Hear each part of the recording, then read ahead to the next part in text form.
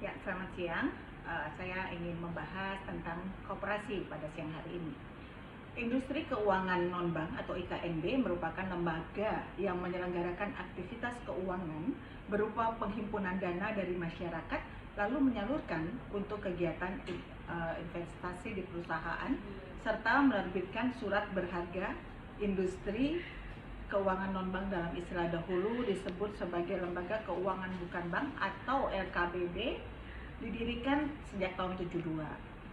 Nah, tujuan pendiriannya ini ialah untuk mendorong perkembangan pasar modal agar penyaluran dananya lebih efisien sehingga meningkatkan kesejahteraan masyarakat. Nah, IKNB ini termasuk lembaga yang diawasi oleh OJK atau Otoritas Jasa Keuangan dan sebagai otoritas pengawas lembaga keuangan di Indonesia. Sama seperti lembaga keuangan pada umumnya, IKNB ini memiliki beberapa kelebihan. Kita bicara dulu tentang kelebihannya ya. Yang pertama, kelebihannya, syarat-syarat untuk memperoleh pinjaman atau loan yang lebih ringan. Kemudian kedua, proses pencairan dana yang lebih cepat dan mudah. Ketiga, pengajuannya dapat dilakukan secara online melalui aplikasi dan website. Yang keempat, kredit yang diberikan biasanya tanpa agunan atau KTA. Nah, kelima, sebagian besar IKNB tidak memeriksa terlebih dahulu riwayat pinjaman nasabah. Jadi, selain kelebihan yang dimiliki, IKNB ini juga punya kekurangan. Kekurangannya apa saja sih? Yang pertama, rendahnya deposito dan tanpa adanya agunan membuat suku bunganya cukup tinggi. Kemudian tenornya terbilang singkat dan terdapat biaya tambahan serta keamanannya tidak sekuat bank dan plafon pinjaman biasanya lebih kecil dari bank. Ya. Kemudian banyak jenis dari IKNB ini. Nah, yang kita akan membahas di sini adalah koperasi simpan pinjam atau yang biasa kita kenal dengan KSP. Di mana landasan hukum dari usaha koperasi simpan pinjam adalah Undang-Undang Nomor 17 Tahun 2012 tentang perkoperasian, di mana undang-undang ini mencabut undang-undang terdahulunya, yaitu Undang-Undang Nomor 25 Tahun 1992.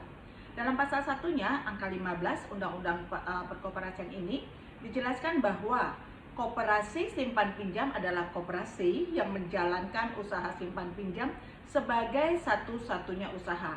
Koperasi merupakan badan hukum yang didirikan oleh perseorangan atau badan hukum koperasi dengan pemisahan kekayaan para anggotanya sebagai modal untuk menjalankan usaha yang memenuhi aspirasi dan kebutuhan bersama di bidang ekonomi, sosial, dan budaya sesuai dengan nilai dan prinsip koperasi. Koperasi simpan pinjam ini merupakan satu dari 4 jenis koperasi di Indonesia. Nah, pendirian koperasi simpan pinjam ini harus melalui menteri. Ya. Apa saja sih kegiatan dari koperasi simpan pinjam? Yang pertama, menghimpun dana dari anggota. Yang kedua, memberikan pinjaman kepada anggota. Dan yang ketiga, menempatkan dana pada koperasi simpan pinjam. Koperasi simpan pinjam wajib menerapkan prinsip kehati-hatian, wajib menyediakan informasi mengenai kemungkinan timbulnya risiko kerugian terhadap penyimpan, dan dilarang melakukan investasi usaha pada sektor real. Dan koperasi simpan pinjam menghimpun dana dari anggotanya yang kemudian menyalurkan kembali dana tersebut kepada anggotanya. Nah, menurut Widianti dan Sunindia, koperasi simpan pinjam memiliki tujuan yang pertama untuk mendidik anggotanya hidup berhemat dan juga tentunya untuk menambah pengetahuan anggotanya terhadap perkoperasian.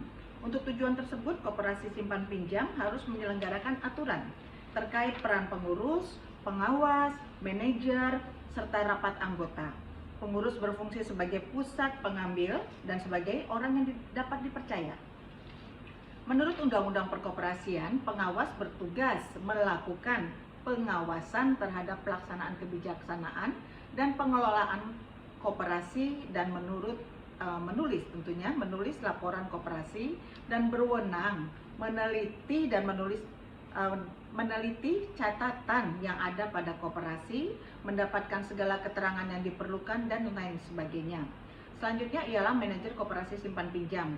Manajer ini harus terampil dan eksekutif, berkepemimpinan, jangkauan pandangan jauh ke depan, dan menemukan kompromi dan pandangan berbeda. Akan tetapi, untuk mencapai tujuan rapat anggota harus mempunyai kekuasaan tertinggi dalam koperasi. Nah, hal ini ditetapkan dalam pasal 22 sampai pasal 27 Undang-Undang Perkoperasian. Pengaturan terhadap koperasi simpan pinjam juga turut diatur dalam Peraturan Pemerintah Nomor 9 Tahun 1995 tentang pelaksanaan kegiatan usaha simpan pinjam oleh koperasi. Usaha simpan pinjam merupakan kegiatan yang dilakukan untuk menghimpun dana dan menyalurkannya melalui kegiatan usaha simpan pinjam dari dan untuk anggota koperasi yang bersangkutan, calon anggota koperasi yang bersangkutan, koperasi lain, dan atau anggotanya. Koperasi simpan pinjam dapat berbentuk koperasi primer dan juga dapat berbentuk koperasi sekunder. Koperasi simpan pinjam pun didirikan sesuai dengan peraturan perundang-undangan tentang persyaratan dan tata cara pengesahan akta pendirian dan perubahan anggaran dasar koperasi yang nantinya pengesahan tersebut berlaku sebagai izin usaha. Pengaturan terhadap koperasi simpan pinjam juga diatur dalam Permen Kop dan Usaha Kecil dan Menengah Republik Indonesia Nomor 15 Tahun 2015 tentang usaha simpan pinjam oleh koperasi.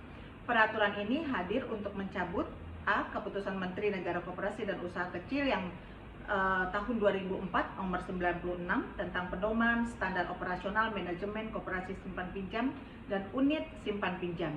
Yang B, Peraturan Menteri Negara Koperasi dan Usaha Kecil dan Menengah nomor 19 tahun 2008 tentang pedoman pelaksanaan kegiatan usaha simpan pinjam oleh koperasi sebagaimana telah diubah dengan Peraturan Menteri Negara Koperasi dan UKM Republik Indonesia nomor 15 tahun 2009 tentang perubahan atas Peraturan Menteri Negara Koperasi dan Usaha Kecil dan Menengah nomor 19 tahun 2008 tentang pedoman pelaksanaan kegiatan usaha pinjam oleh koperasi dan Peraturan Menteri Negara Koperasi dan Usaha Kecil dan Menengah nomor 20 tahun 2008 tentang pedoman penilaian kesehatan koperasi simpan pinjam dan unit simpan pinjam koperasi sebagaimana telah diubah dengan Peraturan Menteri Negara Koperasi dan Usaha Kecil Menengah Republik Indonesia nomor 14 tahun 2009 tentang perubahan atas Peraturan Menteri Negara Koperasi dan Usaha Kecil dan Menengah nomor 19 tahun 2008 tentang pedoman pelaksanaan